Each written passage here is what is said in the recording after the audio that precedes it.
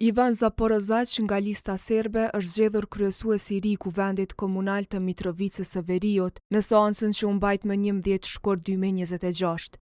Në ftesë thuaj se ish kryesuesi Nemanja Bishevac po kalon në një funksion tjetër, andaj ishte e nevojshme që të zgjidhej një kryesues i ri.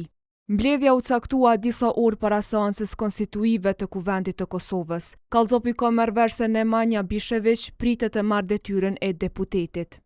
Zgjedhja e Zaporozaq u përcoll me diskutime rreth përbërjes së komisionit.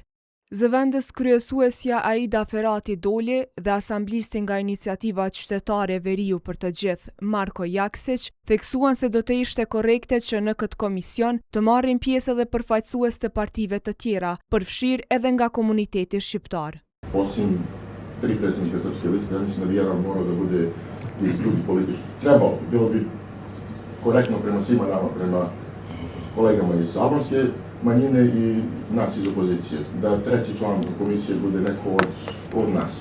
Ne možete da preglasate i to nije problem, ali mislim da bi bilo pošteno da ga, iako je to formalno, da makar pokažete dozu poštovanja prema svima nama koji sedimo u ovoj skupštini. Bila isto tročlana komisija, samo u drugačijem malo sastavu, mislim da je gospodin Zaporožac bio predsjedavajući, da su bili gospođa Gordana Savić i gospodin Veljko Orlović.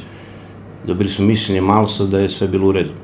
Tako da mislim da tu nema nikakve pravne greške u samoj proceduri. Konsideroj që në këtë komision duhet të ketë domethënë përbërje nga të gjitha partitë politike të përfaqësuara në Kuvendin Komunal të Mitrovicës.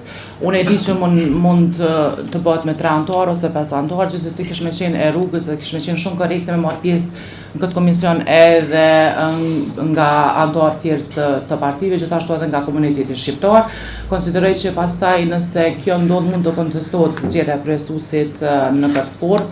Gjithsesi na jemi këtu të gjitha të përfshirë në Kuvendin Komunal, por ndryshe nëse bëjmë për shembull anëtar të këtij komisioni vetëm të një partie, do të dimë që nuk jemi në zgjedhje të partisë, po të kryesuesit të Kuvendit.